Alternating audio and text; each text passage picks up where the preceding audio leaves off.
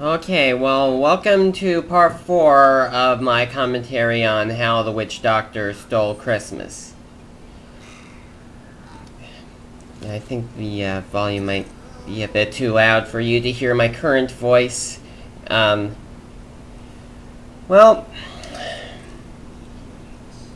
yeah, it is quite interesting seeing the Bionicle characters and the Hero Factory characters fighting together. And not against each other, but kind of helping to fight each other's enemies, because it's always good to help out.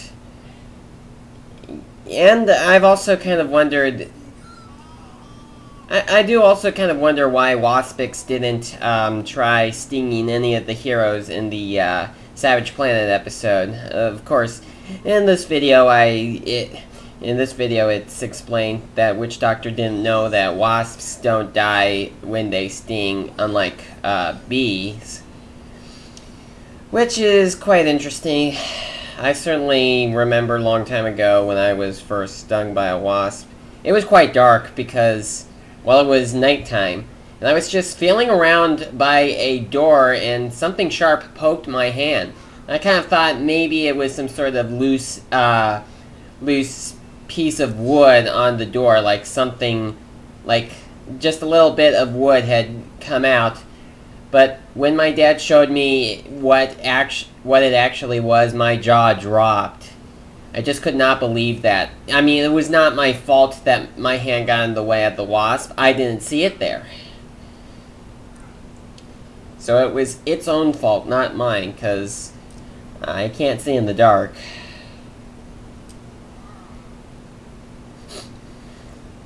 It also is quite interesting about the fact that Tahu uses Jala's light-up weapon rather than his own fire staff, because at this point in the in this point of time, I did not even get another fire staff for my revamp of Tahu to hold to make him look more like what was originally shown. And, of course, some people may have asked, how come Motunui was not in this movie? Well, to be honest, I really don't know why I didn't put Motunui in this particular movie. I guess it could maybe be because the hero simply just didn't ask for his assistance, or maybe it could have something to do with the fact that he did not stick around with the Toa, Glatorian, Matoran, and Agori at the end of the Bionicle Stars comic book, which I've read. You know, I think having Blanco XL would have been an interesting part of this movie, though I used Rock XL for this, though. Of course, I didn't use Stormer XL or Furno XL because they had not been released yet, because Stormer XL did not come out until the following summer, and Furno did not come out until, well, until the end of 2012, the beginning of 2013, because at that point of time, the series, the Wave 2 breakout sets had not been released. They were due for release in summer of 2012, the following year, and the Brain Attack sets didn't come out till 2013. As you may recall, this Christmas special video was done in 2011. I certainly also like how I have Elba kind of teasing Witch Doctor by the fact that his legs look like chicken legs. You know, like how Jang said in his video review of her, how she likes to tease the guys, especially with Furno having his geeky goggles in the second series. And also by the fact that she has them on her weapon. And I really don't know what they're exactly supposed to be doing. Of course, I also like how the rookie hero, Chris Mass, goes out, kind of as if he has been on the team for a long time. Well, it is his holiday. He was named after this holiday, and I will tell you that Alba being knocked over was not intentional, but I just let it happen just because it happened, so... it was not originally part of the story, Though, pretty much, anything that happened in this video, I pretty much made up the story as I went. I don't normally write, like when I did videos like this, I didn't write what happened in the story. I just made up the story as I went, and anything that just happened to happen, I just went with. Apart from the blooper from the previous part where I accidentally knocked into the camera. So I just put that in the bloopers part and had to record it again.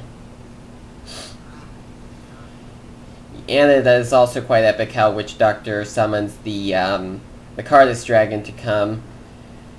And he has more Quasi Spikes than he did in the last video, since, as I've said, someone told me that it would take about 5 Quasi Spikes to get someone as big as him to be powered up. I also certainly don't see how sense it makes for... To be honest, I really don't know how it makes sense for the heroes to... the Series 3 heroes to all have their original heads and still have the weapons, except for Rockus, since he's wearing the lion mask. Because, as before, the Series 4 sets had not been released yet, and of course, as I've said, I was not too fond about Rockus' new mask, but it grew on me in time. So I guess I pretty much am happy that Rocket did get a new mask, kind of to fit along with the original series. It was certainly a surprise to see LEGO bringing back the old heads in Series 4. It was certainly something unexpected, like with YouTube making all these changes through the years. You would not expect them to bring something old back after bringing in something new that many people have disliked. But, hey, I guess LEGO is full of surprises. I guess just like with how at the end of the Bionicle series they had Tahu turn back into a Toa Mata, his original Toa form, which was also quite interesting. Though I guess I could probably say for the Bionicle stars, when I first saw them at Target, I kind of thought that they were just small promotional sets, and that they weren't actually part of the storyline, since, you know, with them bringing in Tahu and Takanuva and Gresh and Paraka and Rockshi and Skrull, I was kind of expecting it was just a little promotional set, kind of to put the end of Bionicle, since those were the last sets that Bionicle had brought out. I guess also probably by the fact that they were in the Matoran style when they were small, being small, I guess. It's also quite interesting how each hero, 5 of the heroes each pull off one of the Quasi Spikes, especially for the 3 heroes, Evo, Surge, and Breeze, who weren't in the Savage Planet series. I think I would have liked Savage Planet a lot more if Breeze was in the series, because she matches the colors. She's a green hero, and the tops of the canisters were all green for the 3rd series, just like how they were all orange for the 2nd series, and by the fact that we actually did have an orange-colored hero in that series. Next. Okay. You know, I really don't know if the Cardus Dragon could actually speak, like if he was just an animal that never spoke. Yeah, I also remember how I did a bigger version of Vizon, but then I decided to take the Vizon XL apart, but not before giving him a proper send-off in that form where, you know, like how he makes a deal with Witch Doctor to give the Fenrak Cardus Dragon to Witch Doctor in exchange for an extra large body, and then Vizon demands for Fenrak to come back to him, so Witch Doctor gives him some sort of spell to shrink him back to his original size. I guess that could certainly be some sort of epicness, you know, like how I decided for the video where where it would be a delayed side effect where he would not immediately change back to his original size, and that it would take a bit of time for the effects to actually happen. And of course, some people are wondering, why did I use a gunmetal gray head for Vizon in this video when his was, well, silver? Well, of course, I may have told you that at the time of doing this, I was using that mask for something else, like for my Toa Pooks mock. Though I, of course, changed that version of Pooks and made him look different. I'm not sure if I've ever shown a video showing what the current version of Pooks looks like, but then again, we probably will never know what the Toa Haga, apart from Norik and Iruni, looked like. Though we do know what they looked like as the Rahaga form, though. I really don't know exactly why they decided to have just Norik and Iruni be released as well as Toa Haga. Of course, online sources say that those sets were originally supposed to be Toa Duma and Toa Nadiki. And again, Witch Doctor knocking Bulk and Breeze over was not intentional, though it is quite coincidental by the fact that Bulk and Breeze both appeared in the Brain Attack episode in their 2.0 forms, despite actually having a breakout series form. I guess it could be because the animators just had a low budget in animation, or maybe because they were too lazy to create CGI models of Bulk and Breeze in their breakout series forms, or if they just did not feel any point in making CGI models of Bulk and Breeze, since they weren't going to be using them again after that particular episode, since they would then be transformed into the Brain Attack versions. Though they did actually, I really don't see how that would not make sense, since they did make 2.0 versions of Bulk and Stringer for the Savage Planet episode. Though of course they did revert back to 2.0 after the Savage Planet mission was over, so I guess the little point in that would be by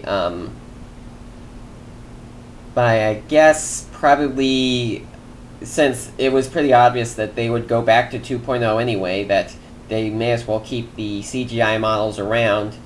Though since they still had the Bulk model around in this 2.0 form, I guess they just decided to use that for one last time before just tossing that CGI model into the bin. Though they probably would need to keep those models around just in case they decided to do a flashback scene of the heroes in their original form, because I really think that it's good to keep something around, because you never know when you may need to use it again. Yeah, the whole idea with this special taking place before Breakout and after Savage Planet.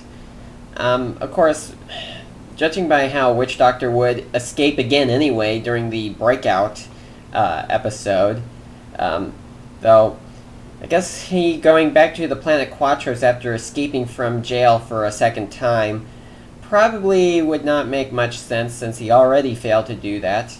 I guess he knew that all the heroes were going out on missions, and that it would take a whole team of heroes to stop him, since he's a mighty villain, and they needed to have Rocket XL help defeat him.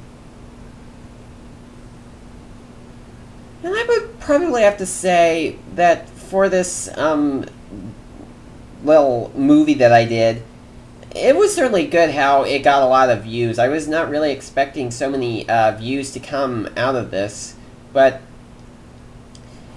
I guess that's just how it happens sometimes.